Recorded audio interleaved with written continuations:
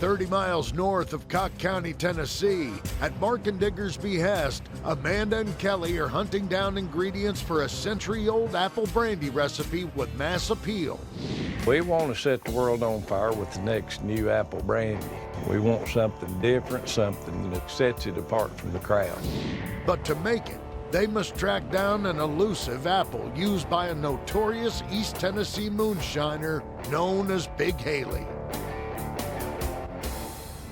We're on a mission right now to resurrect Big Haley's apple brandy recipe. People are still talking about her apple brandy 125 years later. We're basically on a hunt now in this whole area for small, ugly apples with little black spots that taste really good. I'm really hoping that some of these apple trees are still standing. We need the specific apples that Big Haley would have used in her lifetime to recreate her apple brandy recipe properly. I think I see what we're looking for. Yeah, slow down, I want to check this out. Is those fruit trees? I think so. So we finally spotted an old abandoned apple orchard, and there's all different types of trees. So fingers crossed that there's some of Big Haley's apples still out there. Well, it's overgrown. There's some apples right there. Remember, they're not supposed to be pretty. I'm pretty excited because we found a bunch of apples growing, and literally it's right below the ridge, a couple miles from Mahala's cabin. My gosh, there's all kinds of them on the ground. I can feel, yeah, I'm stepping on them. I mean, there's hundreds on the ground. This could be the exact apples that we're looking for. That's an ugly apple I've ever seen. Yeah, I think it's perfectly ugly, right? I mean, it's even got the black spots that she described and the yellow. It's a pitiful apple, I'll say that for it. These apples are spot on. They are exactly how Joanna described them to us. All that's left now is how they taste.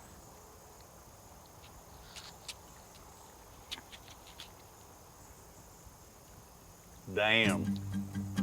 Really freaking good. That might be the best tasting apple I've ever had a bite of. I didn't expect that to be so good. It looked like a crab apple, but it tastes like a baking apple. It's got a lot of sugar in it. It's so sweet. Big Haley apples? I think these are. I really do. We may have found the last of Big Haley's apple trees that exist, so this is a good find today. The process here to make this apple brandy is probably one of the simplest that we've ever done. We're literally just using water and apples to make an apple brandy. Kelly, have you ever used wild yeast before to make a mash? No. Never? Nope. I use some kind of bread yeast because it's readily available and easy. Back in the day, they wouldn't have had access to anything. They would have just had apples, wild yeast, and water. So we're gonna do everything exactly how Haley would have done it and see how it turns out. Yeah, I just wanna heat up a little bit of water. Get this like lukewarm 90 degrees or so, like body temperature. Body temperature? Yeah, I mean, this is try to like wake that yeast up a little bit that's on the apples. Wild yeasts live naturally in the environment, in the air, and it's kind of all over the place. So the idea is to make sort of a wild yeast starter by crushing up some of the really soft apples. These really soft apples probably have more yeast present on them because the yeast is consuming those apples and regenerating more yeast bodies. I'm not touching it. I'm gonna let you be in charge. That way if something goes wrong. Oh, you're slacking. Look at these big pieces in here. Speed up, slow down, mash it harder. This is a really long process to make apple brandy. Haley had about 14 kids or so, so I'm sure she put them to work when she was crushing up all these apples. Is there a reason that we have to shred them? I mean, them being shredded helps us get all those sugars out of them because we're not really cooking the apples. Doing a cool mash-in will definitely benefit our flavor. In cooking the apples, you let off a lot of the aroma and the flavor that the apples have in them. It's building up. It's hot to right here now, so we're gonna have liquor before long. This has to be something that we can get a little extra bang for the buck with because that's the only reason they even want to get into the market is if they can sell a high-end apple brandy. I really, really hope that Big Haley's gonna look over us, give us her blessing, and let us make some good apple brandy. Gonna be running soon. I've brought Kelly on a wild goose chase. I've had Mark and Digger waiting all this time. I've really talked this recipe up, and if I don't come through, they're gonna be pretty salty with me. Nope, there it comes. We've got liquor. I'm gonna dial the flame way down because we want this to run slow, don't we? Yeah, turn it down a little bit.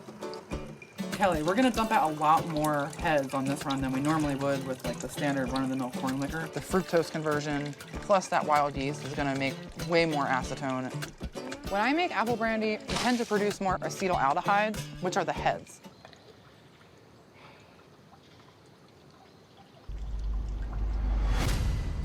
Oh my God.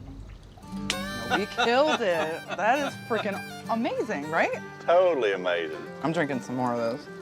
I'm calling them the head guys and telling them they need to come up here. You think they'll come up here and try it right now? You know they're dying to know what this is. I'd love to hear what they think about it. Kelly and I both agree that we freaking nailed it. You're gonna want to come and see me and Amanda. I can't wait to see their faces when they taste this. Well, now we know how to bait yins in when we want something. You want us in the middle of a run, there's something usually bad wrong. Or something really good. Show them, Amanda.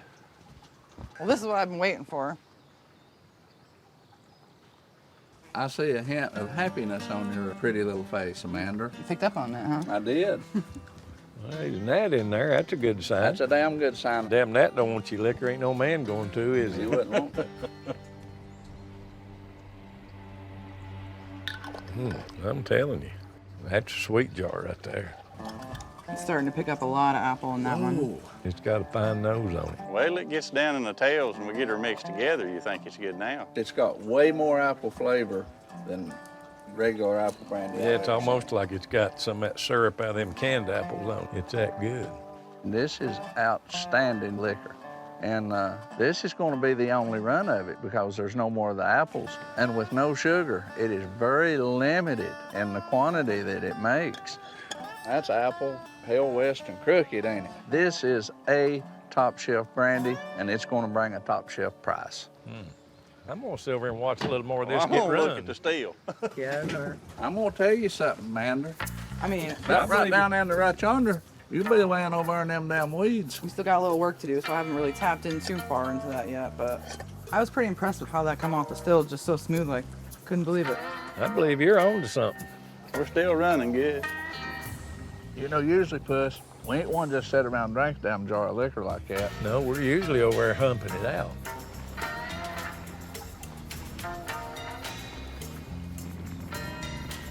We won't get off this damn mountain if we get much deeper in. Yeah, we've been stuck on a mountain before. It ain't gonna be like something we ain't cut. We'll cover yins up. We've got a tarp. Let me have that again. Damn. Hey, Big Haley. Thank you, sweetie. I knew she was here the whole time. I guess you just gotta drink enough of the brandy to be able to actually see her.